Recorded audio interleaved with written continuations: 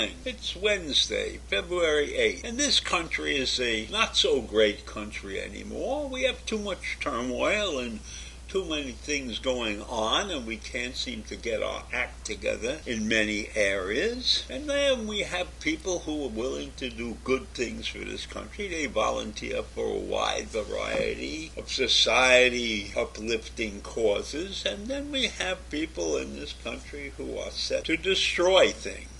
They believe that this country has gone the wrong way, and they have strong political beliefs contrary to democracy. And there are two such people I want to talk about today. They are a man and a woman who have spent time in prison since the beginning of the 20s. Her name is Sarah Beth Clendaniel, and her gentleman associate is Brandon Clint Russell. And they have been charged with conspiracy to damage energy facilities. And the plot that they planned was Maryland-focused. And it was driven by their ethnically and racially motivated extremist beliefs.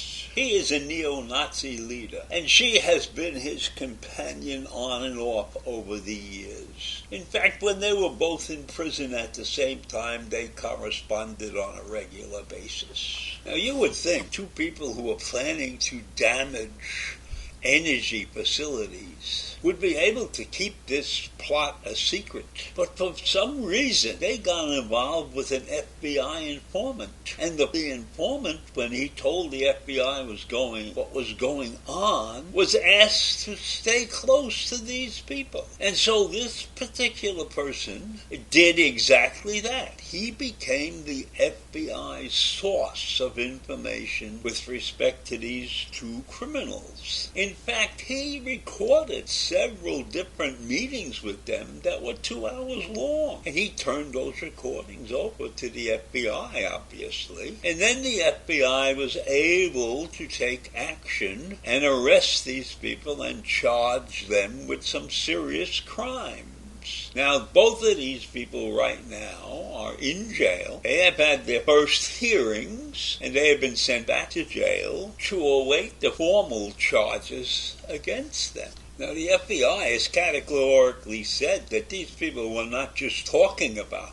doing this thing, destroying the power grids, but they were taking steps to fulfill their threats and further their extremist visions, you see. So that's what it is. It's not a question of talk. It's a question that the FBI has evidence of the plot and the plan and the actions to be taken. Of course, the article doesn't mention those plans in great detail. But the interesting thing that came out of this is that the FBI has also said domestic violence is on the uprise.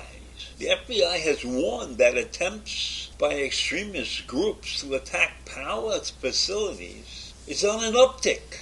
There are other groups that are planning to do similar things to what these two people were going to attempt to do. Now, that's a very disturbing piece of news. That means that the general public is at risk, at great risk. This is not just a demonstration of some kind.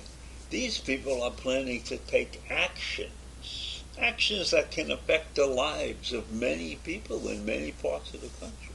In fact, this plot, the plot that Brandon and Sarah were going to attempt, was going to shut down all of Baltimore. It's no minuscule little plot. This is not a little town they're dealing with. This is a major city in the United States. And I don't know how well these power grids are protected. They're not protected very well. They're out there. As we found out a couple of months back when people were shooting holes into the power grid. So this is serious. This is a serious trend that's going on in this country. And it's good that the FBI is on top of it. And it should be something that local law enforcement keeps an eye out, too. Because we don't want to wake up in the cold, I hope. And beyond the information that the source gave to the FBI obtained a document that was written by Clendaniel and it resembles a manifesto. In it, she allegedly references Hitler, as well as the Unabomber Ted Kaczynski, and the perpetrator of the Norwegian attack that occurred in 2011. So this woman had laid out a lot of plans, and her reasoning for doing these things is down on paper that the FBI has. So this is no minor criminal offense anymore. In fact, just the thought of trying to take down the power grid and upsetting the lives of several hundred thousands, if not millions of people, ought to be a life sentence. In my mind, there is no room for leniency. This deed that these people are planning deserves the max. And the max, in my mind, is life in prison without parole. Both of these people believe that they wanted to accomplish something worthwhile. And they felt that putting holes in the transformers was the greatest thing that somebody can do. So can you imagine that they believe that this is a worthwhile event?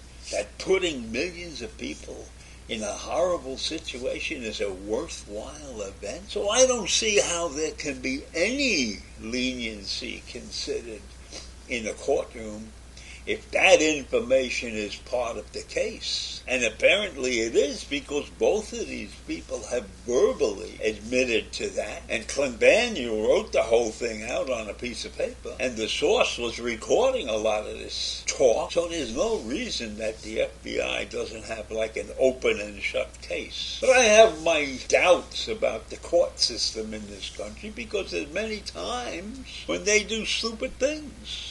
Like the time they awarded a couple of $1 million to a woman who was driving a car with hot coffee in her lap. And she got that money because she sued McDonald's. And shutting down a power grid in relation to coffee is monumental. There are so many people that depend on electricity to stay alive. People who are on ventilators and other devices that need electricity constant to stay alive. All of those people would be in jeopardy if this power grid was shut down. So this, in my mind, is much more than a civil disobedience. This is a murder attempt in conjunction with everything else. So I leave you with those thoughts, and I'll see you in the morning. Bye.